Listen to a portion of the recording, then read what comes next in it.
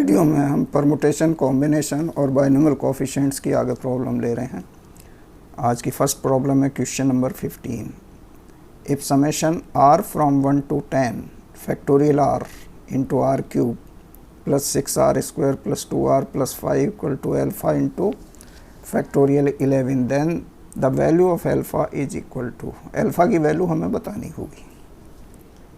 तो हम दी हुई एक्सप्रेशन को लेकर चलते हैं। दी हुई एक्सप्रेशन है summation r from 1 to 10 factorial r into r cube plus 6r square plus 2r plus 5 equal to alpha into factorial 11। इसको हम पहले लिख लें और इसको सिंप्लीफाई करें तो ये क्या इम्प्लाई करेगा, this implies alpha into factorial 11 equal to summation r from 1 to 10 factorial r into r cube. R cube को हम लिख लेते हैं r plus 3 into r plus 2 into r plus 1। अब ऐसा करने से पहली टर्म इसमें आर क्यूब आएगी, लेकिन कुछ टर्म्स इसमें एक्स्ट्रा आ गई। तो एक तो आर स्क्वायर वाली टर्म एक्स्ट्रा आई है। आर स्क्वायर वाली टर्म क्या होगी, इनका सम हो जाएगा 3 2 1 6। तो 6r स्क्वायर इसमें एक्स्ट्रा आया, इसको हमने माइनस कर लिया, माइनस 6r स्क्वायर। दूसरे आर वाली टर्म, आर वाली टर्म अगर हम देखें तो 2 2 की मल्टीप्लिकेशन के साथ आर आएगा, 3 दूनी 6, 2 और 3 5, 6 और 5 11। तो हमें माइनस का करना पड़ेगा 11r। और कांस्टेंट टर्म 3 2 1 की प्रोडक्ट प्लस 6, तो हमें माइनस 6 करना पड़ेगा। और अब जो बाकी चीज़ बची हुई हैं उनको लिख लेते हैं, plus 6r square plus 2r plus का 5। ये कुल मिला के हमारा टर्म आई। This will be equal to, अब इसकी हम मल्टीप्लिकेशन इसमें लें तो ये हो जाएगा समेशन r फ्रॉम 1 to 10, पहली टर्म हो जाएगी factorial r plus 3, 6r square इससे कैंसिल हो गया, माइनस 11r और 2r, माइनस का 9r बचेगा। माइनस के 9r को हम लिख सकते हैं minus 9 r plus 1 into factorial r। Factorial r की चूँकि हमने मल्टीप्लिकेशन अंदर कर ली है। अब इसमें कितना आया, ये माइनस का 9, माइनस का 9, ये माइनस 1 बचेगा, माइनस प्लस 9 हमें करना पड़ेगा। प्लस 9 करने से माइनस 1, ये कुल मिला के बचेगा हमारा प्लस का 8 into factorial r। This will be equal to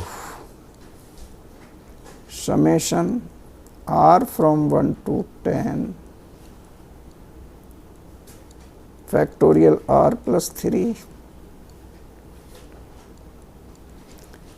ये फैक्टोरियल r प्लस 1 हो जाएगा। इसमें से एक इसके साथ ले लेते हैं तो फैक्टोरियल r प्लस 1। ये तो हमारी हो गई फर्स्ट टर्म। दूसरा, जब इसमें से 1 ले लिया तो माइनस का 8 बचा, तो -8 हम लिख सकते हैं। और समेशन r फ्रॉम 1 to 10, यहाँ से क्या रहेगा, फैक्टोरियल r + 1, और यहाँ से माइनस का फैक्टोरियल r। अब इनको हम एक्सपेंड कर लें, तो एक्सपेंड करने पे जो पहली टर्म आएगी हमारी, 2 ब्रैकेट होंगे, इसमें पहले r को 1 रखें, तो r को 1 रखने पे ये आएगा फैक्टोरियल 4 माइनस फैक्टोरियल 2। फिर r को 2 रखें तो प्लस का आएगा फैक्टोरियल 5 माइनस का आएगा फैक्टोरियल 3। फिर r को रखें 3, तो ये हो जाएगा फैक्टोरियल 6, और ये हो जाएगा माइनस का फैक्टोरियल 4। इस तरह चलते जाएंगे। इस तरह चलते हुए लास्ट टर्म एक हमारी आएगी फैक्टोरियल, जब r को 9 रखें तो वह आएगी फैक्टोरियल 12 प्लस का रहेगा और माइनस का फैक्टोरियल 10, और फिर लास्ट टर्म आएगी फैक्टोरियल 13 माइनस फैक्टोरियल 11। ये तो हुई हमारी फर्स्ट टर्म। सेकेंड टर्म है -8। पहली वैल्यू आएगी, r को 1 पुट करें तो फैक्टोरियल 2 माइनस फैक्टोरियल 1, फिर plus factorial 3 minus factorial 2, plus इस तरह चलते जाएंगे। लास्ट में r को हम रखेंगे 10, तो ये आएगा फैक्टोरियल 11 माइनस फैक्टोरियल 10। ये हमारी सेकेंड टर्म्स आया। अब इसमें ये टर्म कैंसिल हो जाएंगी, ये फैक्टोरियल 4, फैक्टोरियल 5, फैक्टोरियल 6 ये सब कैंसिल हो जाएंगी। फैक्टोरियल 10 भी कैंसिल हो जाएगा।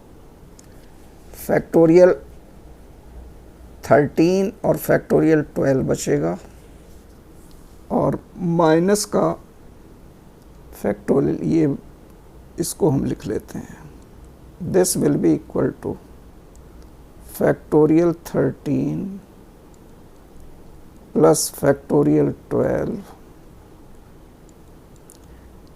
2 टर्म तो ये बचेंगी और ये 2 टर्म ये बचेंगी माइनस की, माइनस फैक्टोरियल 2 माइनस फैक्टोरियल 3। और लास्ट टर्म से क्या रहेगा, इसमें बाकी टर्म कैंसिल हो जाएंगी, तो एक तो फैक्टोरियल 11 बचेगा, तो ये है माइनस का 8 इंटू फैक्टोरियल 11, और माइनस का माइनस माइनस हो जाएगा प्लस, प्लस का 8 इंटू फैक्टोरियल 1 8 ही आया। इसको अगर हम सिंप्लीफाई करें तो इन दोनों को हम लिख सकते हैं, फैक्टोरियल 13 को लिख सकते हैं 13 इंटू 12 इंटू फैक्टोरियल 11, उसको हम कॉमन ले लेंगे, प्लस यहाँ से आ जाएगा 12 इंटू फैक्टोरियल 11, उसको हम कॉमन ले लेंगे।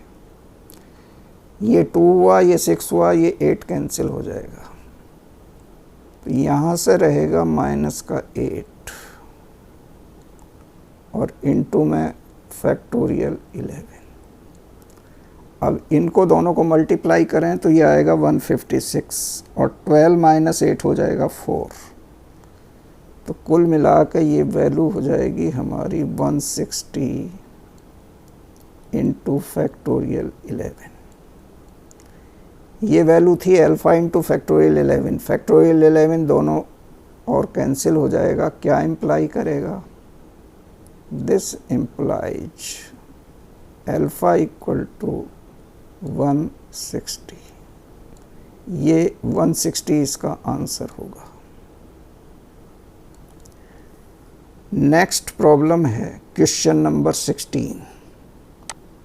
Question number 16 is let NCR be the coefficient of x to the power r in the expansion of 1 plus x to the power n. If summation k from 0 to 10 2 की power k plus 3 10 ck equal to alpha into 3 to the power 10 plus beta into 2 to the power 10, alpha beta belongs to r, then we have to find the value of alpha plus beta. तो हम इसकी right hand side पहले लिख लेते हैं। Alpha into 3 raise to the power 10 plus beta into 2 raise to the power 10, this will be equal to, ये summation हम दो टर्म में ब्रेक कर सकते हैं। समेशन के फ्रॉम 0 टू 10, पहली टर्म को हम लिख सकते हैं 10 ck into 2 raise to the power k plus दूसरी टर्म में 3 कॉमन लिया जा सकता है और ये हो जाएगा समेशन k फ्रॉम 0 टू 10 और ये 10 ck। This will be equal to, ये वैल्यू क्या हो जाएगी? बाइनोमियल को एक्सपेंशन से इसको हम लिख सकते हैं 1 प्लस 2 की पावर 10 और ये वैल्यू क्या हो जाएगी? 3 into 2 raise to the power 10। अब इसे हम क्या लिख सकते हैं? 3 raise to the power 10 plus 3 into 2 raise to the power 10। दोनों साइड को कंपेयर करें तो ये क्या इम्प्लाई करेगा? This implies alpha equal to 1, चूँकि इसके इनटू में हम 1 मान सकते हैं, एंड बीटा इक्वल टू 3। ये क्या इम्प्लाई करेगा? दिस इम्प्लाइज या देयरफॉर कुछ भी लिख सकते हैं, alpha plus beta equal to 1 plus 3 equal to 4। ये इसका आंसर होगा। ये थी आज के वीडियो की 2 प्रॉब्लम। वीडियो को लाइक और शेयर कीजिएगा, चैनल को सब्सक्राइब, वीडियो को लाइक और शेयर।